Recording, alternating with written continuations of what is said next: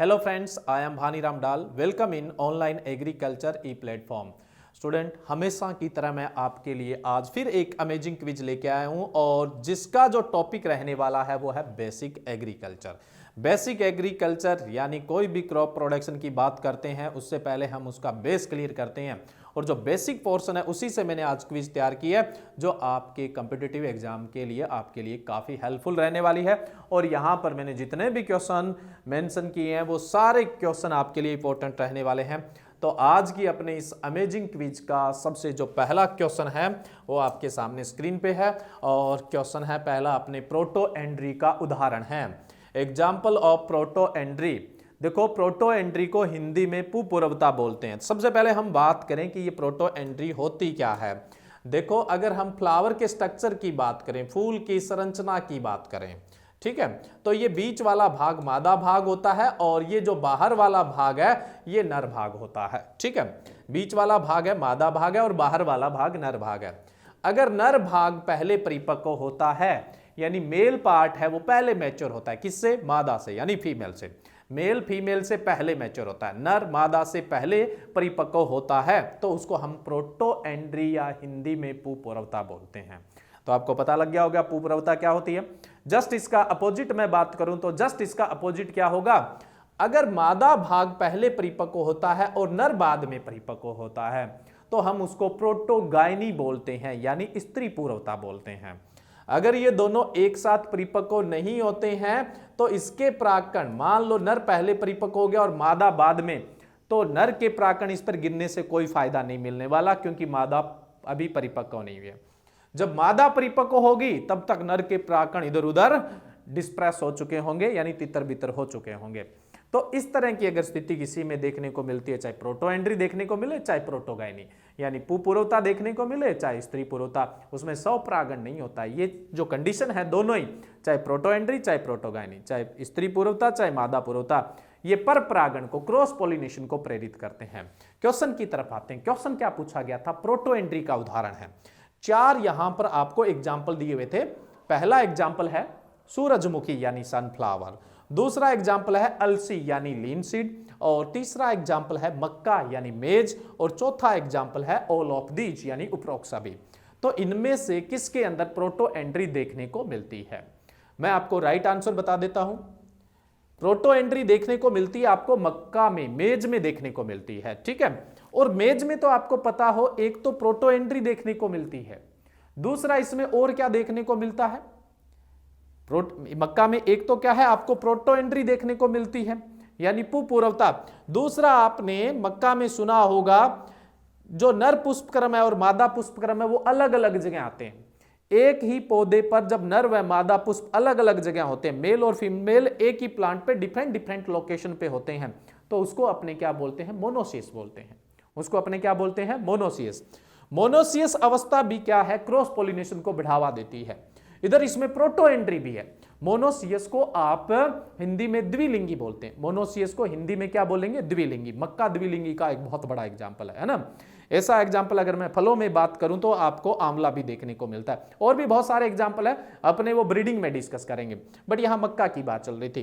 तो मक्का में पुपूर्वता, proto Andriy भी है और मोनोसी भी है, यानी द्विलिंगी भी होता है ये। तो ये कुल मिला के बहुत ज्यादा पर परागण करता है, यानी हाईली क्रॉस पॉलिनेटेड क्रॉप है।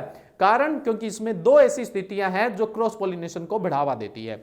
एक तो कौन सी है? इसके अंदर पुपूर्वता प्रोटो एंड्री है, और दूसरा इसमें क्या होती है? मोनोसी होती है, या फिर मैं बोलूं द्विलिंगी इसमें कंडीशन देखने को मिलती है। ठीक है, अब देखो इसके अलावा और भी एग्जाम्पल की मैं बात कर लूं तो यहां पे जैसे अलसी है, लीन सीड दिया हुआ है, लीन सीड के अंदर हेट्रोस्टाइली देखने को मिलती है, विषम वर्तिकागर।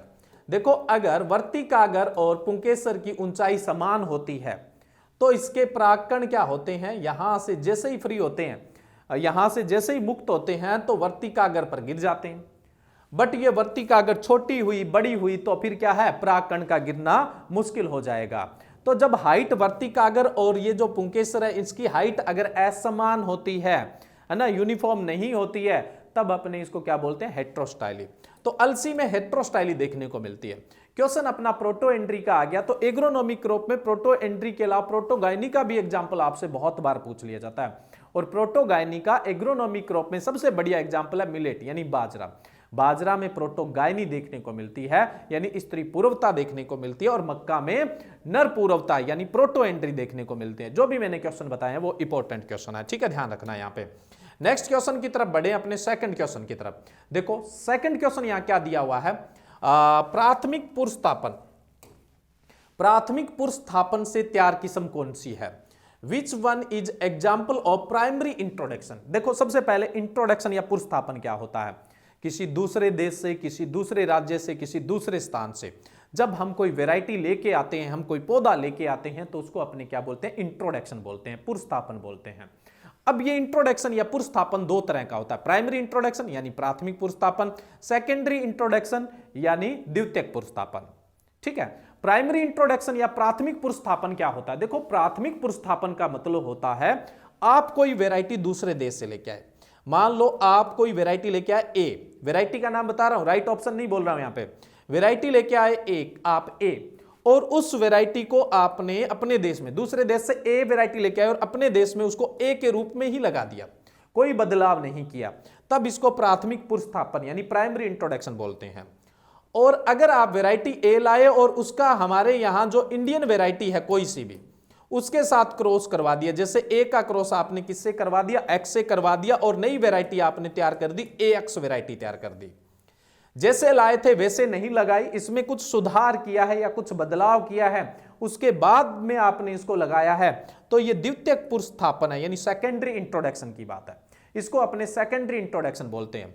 तो यहां क्वेश्चन प्राथमिक पुरस्थापन का पूछा गया है, प्राथमिक पुरस्थापन का क्वेश्चन पूछा गया है, यानी गेहूं की ऐसी कौन सी वैरायटी है जिसको आप मैक्सिको से जैसे लेके आए थे हु बहु वैसे का वैसा लगा दिया, तो इनमें से वो वैरायटी कौन है वो बतानी है आपको। ए ऑप्शन है यहां पे कल्याण सोना, बी ऑप्शन है सोनालिका, सी ऑप्शन है लर्मा रोजा, और डी ऑप्शन है ऑल ऑफ दीज। तो देखिए लर्मा रोजा जो वैरायटी है वो आप मैक्सिको से लेके आए थे और उसको हु बहु ही इंडिया में लगाया गया, उसको हु बहु ही क्या किया गया? इंडिया में लगाया गया। तो अपने प्राइमरी इंट्रोडक्शन की यानी प्राथमिक पुरस्थापन की जो इन चारों में से वैरायटी है वो कौन सी है? लर्मा रोजा। उसके अलावा सोनारा भी हम बाहर से लेके आए थे और उसको इंडिया में सोनारा के रूप में भी लगाया जाता था, तो वो भी प्राथमिक पुरस्थापन का एग्जाम्पल। लर्मा रोजा और सोनारा ये दोनों प्राइमरी इंट्रोडक्शन यानी प्राथमिक पुरस्थापन के बहुत बड़े एग्जाम्पल है, बहुत ही बढ़िया और बहुत बड़े एग्जाम्पल है। समझ गए आप? तो इसका राइट आंसर क्या होगा इस क्वेश्चन का? सी। बात बची कल्याण सोना और सोनालिका। ये कल्याण सोना और सोनालिका दोनों ऐसी वैरायटी है जो बाहर से लाई गई वैरायटियां, जो बाहर से लाई गई थी वैरायटियां, उनमें सुधार करके विकसित की गई है। बाहर से कोई वैरायटी लाए, उनमें सुधार किया और उन वैरायटियों का नाम क्या रखा? कल्याण सोना और सोनालिका। ये दोनों सेकेंडरी इंट्रोडक्शन यानी द्वितीयक पुरस्थापन के बहुत बढ़िया एग्जाम्पल है, द्वितीयक पुरस्थापन के एग्जाम्पल है ये दोनों ही, कल्याण सोना और सोनालिका। क्लियर है? ये हो गया अपना दूसरा क्वेश्चन। इसका राइट आंसर था वो कौन सा था? सी ऑप्शन राइट था। तो अब अपना तीसरा क्वेश्चन है destructive insect and paste act कौन से वर्ष में लागू हुआ था? ऑप्शन है आपके पास 1912, बी ऑप्शन है 2003, सी ऑप्शन 1947 की बजाय हम कर लेते हैं 1916, और डी ऑप्शन अपने कर लेते हैं 1914। ठीक है, अब आपको राइट आंसर देना है। अब जो मैंने ऑप्शन लिखे हैं उसके हिसाब से destructive insect and paste act कौन से सन में लागू हुआ था? 2012, बी ऑप्शन 2003, सी ऑप्शन 1916 और डी ऑप्शन है वो 1914। सबसे पहले तो आंसर आए उससे पहले अपने क्या है थोड़ा सा डिस्कस कर लें। डिस्ट्रक्टिव इंसेक्ट और पेस्ट एक्ट क्या होता है? जस्ट पिछले क्वेश्चन में हमने क्या बात की थी, बाहर से कोई प्लांट मटेरियल ला रहे हैं, चाहे दूसरे देश से, चाहे दूसरे राज्य से या दूसरी जगह से कोई प्लांट मटेरियल ला रहे हैं, तो उसको इंट्रोडक्शन या पुरस्थापन बोलते हैं। जब वो मटेरियल अपने लाते हैं उसके साथ कोई रोग आ सकता है, उसके साथ कोई कीट आ सकता है, कोई खरपतवार आ सकता है, और बहुत सारी समस्या इंडिया में ऐसे आई हुई भी है।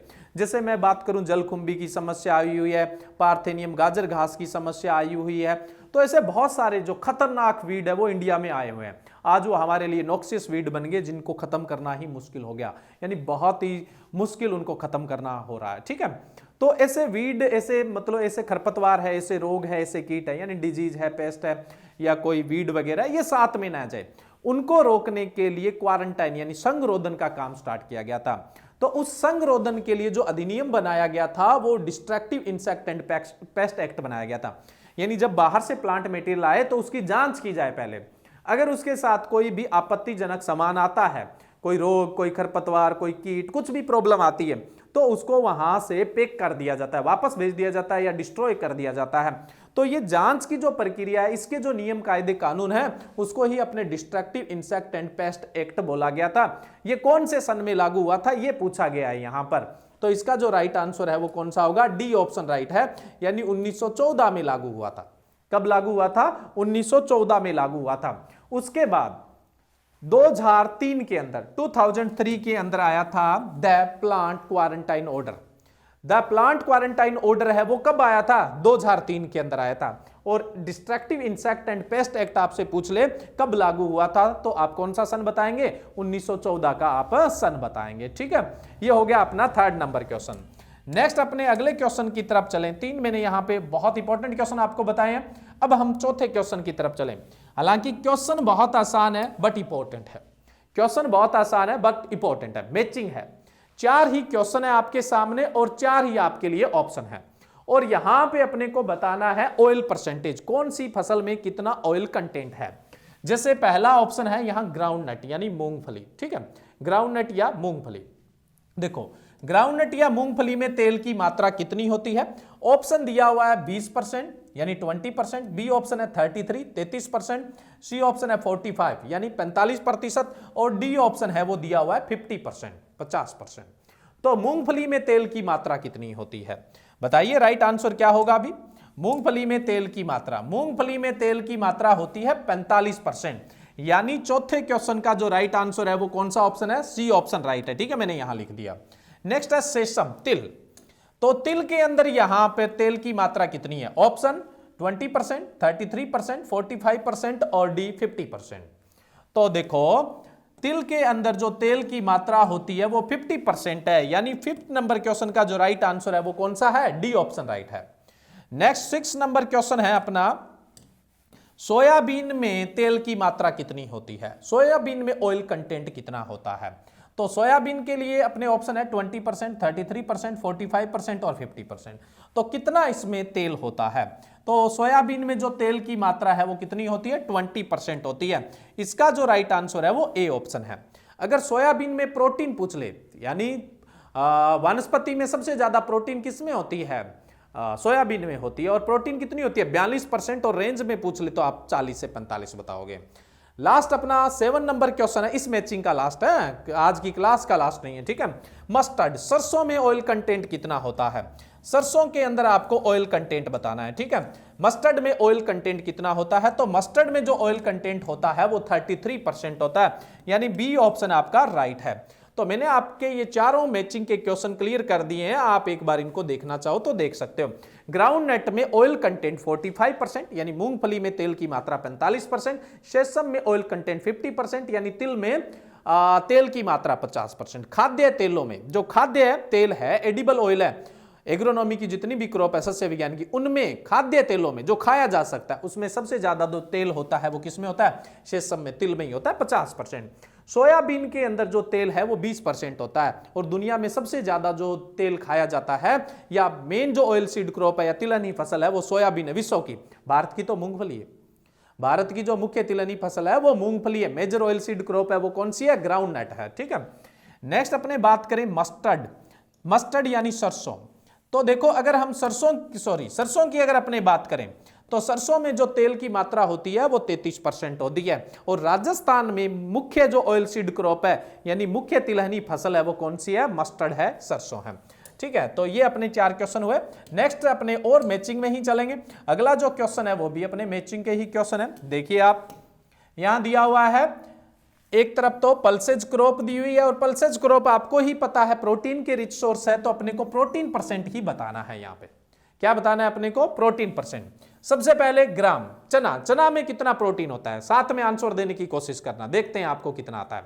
ऑप्शन है 21% यानी 21, बी ऑप्शन है 23, सी ऑप्शन है 24 और डी ऑप्शन है 18 to 22.5, 18 से 22.5। चने में कितना प्रोटीन होता है, जी इसका राइट इसके सामने वाला ही है, बिल्कुल 21% होता है, 21% होता है। ठीक है, अगले क्वेश्चन का भी आंसर देने की कोशिश करना। नेक्स्ट है काउपी यानी चंवला, जिसको लोबिया भी बोलते हैं। इसमें प्रोटीन कंटेंट कितना है? ऑप्शन सेम ही है, 21, 23, 24 और 18 से लेकर 22.5, 18 से 22.5%। तो काउपी में कितना होता है? काउपी का भी सामने वाला ही आंसर है, 23% ही प्रोटीन होता है इसमें, है ना। नेक्स्ट अपने बात करें, नेक्स्ट है ब्लैक ग्राम यानी उड़द। उड़द में प्रोटीन कंटेंट कितना होता है? ऑप्शन सेम ही, 21, 23, 24 और 18 से 22.5। तो इसके भी सामने वाला ही राइट आंसर है, 24%। यानी ब्लैक ग्राम उड़द में जो प्रोटीन होता है वो 24% होता है। नेक्स्ट अपने चले मोठ बीन। जो मोठ बीन है उसमें प्रोटीन कंटेंट कितना है? बचा है वो इसी का है, कितना है? 18 से 22.5 है, 18 to 22.5% प्रोटीन है। तो इनके बिल्कुल सामने वाले आंसर क्या है? राइट है। तो ये अपना यहां पर 4 क्वेश्चन, 8, 9, 10 और 11 क्वेश्चन। नेक्स्ट अपने क्वेश्चन की तरफ बढ़े, अगले क्वेश्चन की तरफ बढ़े। नेक्स्ट जो क्वेश्चन है वो अपना 12 नंबर क्वेश्चन, 12, 13, 14, 15, ये भी मैचिंग के ही क्वेश्चन है। ठीक है, तो यहां पर एक तरफ तो सिनोनिम उपनाम दिए हुए हैं और दूसरा है यहां क्रॉप दी हुई। कौन सी क्रॉप के लिए नेम यूज किए जाते हैं यानी उपनाम यूज किए जाते हैं? पहला है मंकी नट या मनीला नट किसको कहा जाता है? ऑप्शन वही आपके पास 4 है, ग्वार क्लस्टर बीन, बी ऑप्शन है आपके पास मोठ बीन, ठीक है, और सी ऑप्शन है आपके पास मूंगफली यानी जिसको आप क्या बोलते हैं? ग्राउंड नट बोलते हैं। क्या बोलेंगे इसको? ग्राउंड नट बोलेंगे। और डी ऑप्शन है राजमा, जिसको आप क्या बोलते हैं? फ्रेंच बीन बोलेंगे। क्या बोलते हैं इसको आप? फ्रेंच बीन बोलते हैं। तो ये 4 ऑप्शन आपके पास, इनमें से मंकी नट या मनीला नट किसको बोलते हैं? थोड़ी सी हिंट दे देता हूं, पीनट और अर्थ नट है उसको ही मंकी नट और मनीला नट बोलते हैं। अब पीनट तो पता होगा या फिर मैंने अर्थ नट बोल दिया तब तो राइट आंसर आ ही जाना चाहिए था, मूंगफली, यानी सी ऑप्शन राइट है। ग्राउंड नट को मंकी नट, मनीला नट, अर्थ नट और पीनट के नाम से जाना जाता है। नेक्स्ट है मीट बीन या मटकी बीन कौन सी क्रॉप को बोलते हैं? ऑप्शन है आपके पास ग्वार क्लस्टर बीन, बी ऑप्शन मोठ यानी मोठ बीन, सी ऑप्शन मूंगफली यानी ग्राउंड नट और डी ऑप्शन है राजमा यानी फ्रेंच बीन। तो देखो मीट बीन या मटकी बीन या तुर्किश ग्राम या फिर और किन नामों से जानते हैं? ड्यू बीन के नाम से किसको जाना जाता है? मोठ बीन को जाना जाता है। Dew bean, Turkish gram, mat bean, matki bean. तो इसका जो राइट आंसर है बी ऑप्शन राइट है। नेक्स्ट है 14 number question, king of nutrients, है ना। किंग ऑफ न्यूट्रेंट्स यानी जो पोषक तत्वों का राजा है वो किसको कहा जाता है? ऑप्शन वही क्लस्टर बीन, मोठ बीन, ग्राउंड नट और राजमा। किसको बोलेंगे भी बताइए? देखो फ्रेंच बीन, राजमा को अपने बोलते हैं, राजमा को ही अपने किंग ऑफ न्यूट्रेंट्स बोलते हैं। उसके अलावा इसको कॉमन बीन भी बोला जाता है, फ्रेंच बीन भी बोला जाता है, नेवी बीन भी बोला जाता है और हरिकोट बीन भी बोला जाता है। ठीक है, दोबारा से बोल देता हूं, king of nutrient, French bean, rajma, common bean, navy bean और हरिकोट बीन बोलते हैं। नेक्स्ट तो इसका 14 का राइट आंसर कौन सा हुआ? डी ऑप्शन राइट हुआ। नेक्स्ट अपने बात करें, अगला जो है अपने वो है इंडियन सोयाबीन किसे बोलेंगे? इंडियन सोयाबीन किसे, भारतीय सोयाबीन किसे बोलते हैं? ऑप्शन है आपके पास ग्वार क्लस्टर बीन, बी ऑप्शन मोठ बीन, सी ऑप्शन मूंगफली ग्राउंडनट और डी ऑप्शन फ्रेंच बीन। ये तो आपको पता लग ही गया होगा। किसको बोलते हैं अपने? ग्वार को, क्लस्टर बीन को। क्यों बोलते हैं? क्योंकि इसमें प्रोटीन कंटेंट बहुत होता है, इसलिए अपने ग्वार को क्या बोलते हैं? इंडियन सोयाबीन बोला जाता है। तो ये अपने 4 मैचिंग के क्वेश्चन और हो गए। नेक्स्ट अब मैं आपको थोड़ी सी इंफॉर्मेशन दे देता हूं। आप इनमें से किसी भी एग्रीकल्चर कॉम्पिटिटिव एग्जाम की तैयारी कर रहे हैं, घर बैठे तैयारी करना चाहते हैं, तो आज ही विजिट करिए www.onlineagriculture.org अथवा अपने गूगल प्ले स्टोर से आज ही ऑनलाइन एग्रीकल्चर ऐप डाउनलोड करिए और उसमें किसी भी एग्रीकल्चर कॉम्पिटिटिव एग्जाम की घर बैठे तैयारी कर सकते हैं। तो आज की ये अपनी क्विज यहीं पर कंप्लीट होती है और फिर अपने कल मिलेंगे एक नई अमेजिंग क्विज के साथ। Thank you.